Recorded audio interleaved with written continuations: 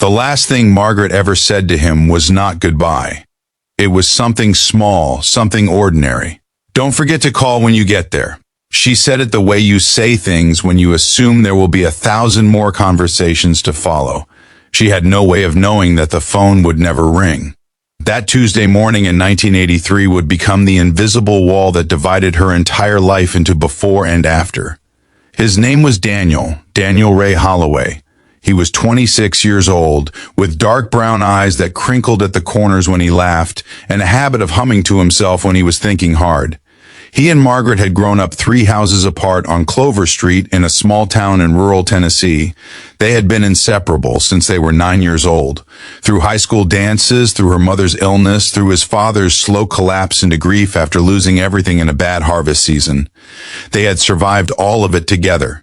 And in the spring of 1981, on a night when the fireflies were just beginning to wake up over the meadow behind her parents' house, Daniel got down on one knee in the tall grass and asked Margaret to be his wife. She said yes before he even finished the sentence. They had 2 years together as a married couple. 2 years of building a life inside a small yellow house on the edge of town. 2 years of dinners made from recipes her grandmother left behind, of arguments about whether to paint the kitchen green or blue, of Sunday mornings tangled in blankets while the radio played soft country music from the other room. And then Daniel's company offered him a position managing a new warehouse facility in eastern Kentucky. It wasn't glamorous work, but it was a promotion, and they needed the money. The plan was simple. He would drive up on a Tuesday, get settled, and Margaret would join him by the weekend once she had packed up the essentials. He never made it. Daniel's car was found 3 days later, parked off a rural road in a mountainous stretch of eastern Kentucky, about 40 miles from where he was supposed to be. The engine was off, the doors were locked, his wallet, his ID, and his overnight bag were still inside. But Daniel was gone. There were no signs of an accident. No blood, no broken glass, no evidence of a struggle. He had simply vanished, as cleanly and completely as if the earth had opened up and swallowed him whole. The investigation lasted several months before it quietly stalled. The sheriff's department in that county was small and underfunded, and without a body or clear evidence of a crime, Daniel's case was eventually filed away in a cardboard box that would sit on a shelf for decades. Margaret hired a private investigator using money she had saved for a house renovation. He found nothing. She contacted every hospital, every shelter, every church charity within 200 miles. She drove up to Kentucky herself twice, knocking on doors in the small communities near where his car was found, showing his photograph to strangers who looked at it with polite, empty sympathy. She wrote letters to the FBI. She wrote letters to state representatives. She wrote letters that she knew, even as she sealed the envelopes, would go unanswered. The town around her moved on. People were kind, but kindness has its limits in the face of the inexplicable. Margaret's friends encouraged her, gently at first and then more firmly, to consider that Daniel might not be coming back.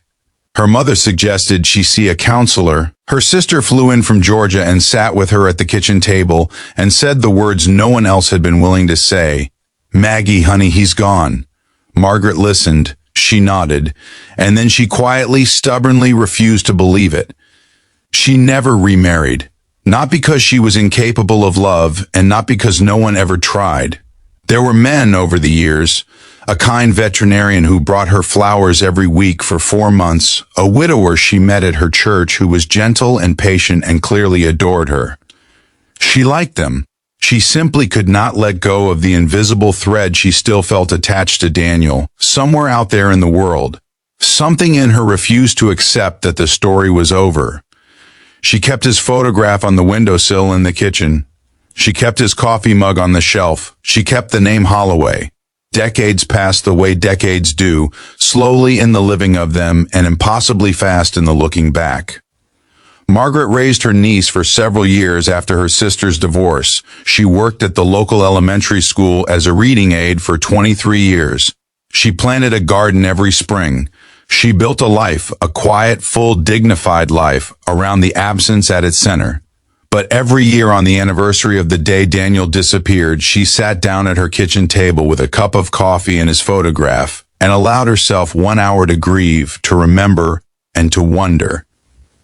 She was 67 years old when her phone rang on a Wednesday afternoon in March of 2023.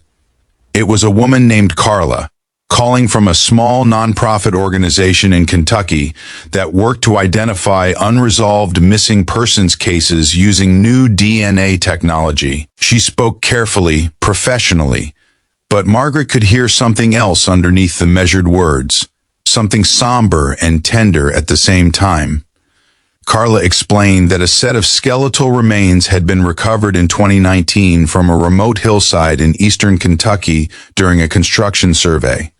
The remains had been in the state database for years with no match, but a new DNA cross-referencing initiative had recently flagged a possible connection to Margaret's DNA sample, one she had submitted to a national database back in 2004, never expecting anything to come of it.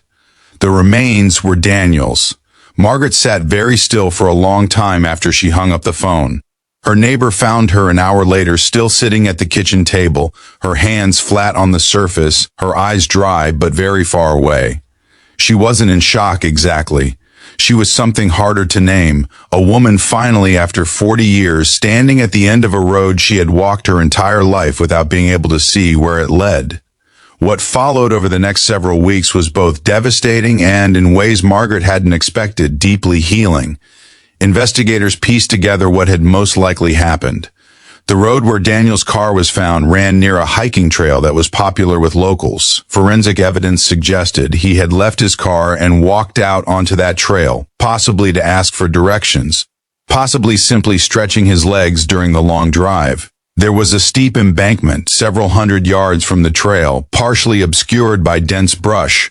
He had fallen. It was an accident. It was as ordinary and senseless and devastating as a human death can be.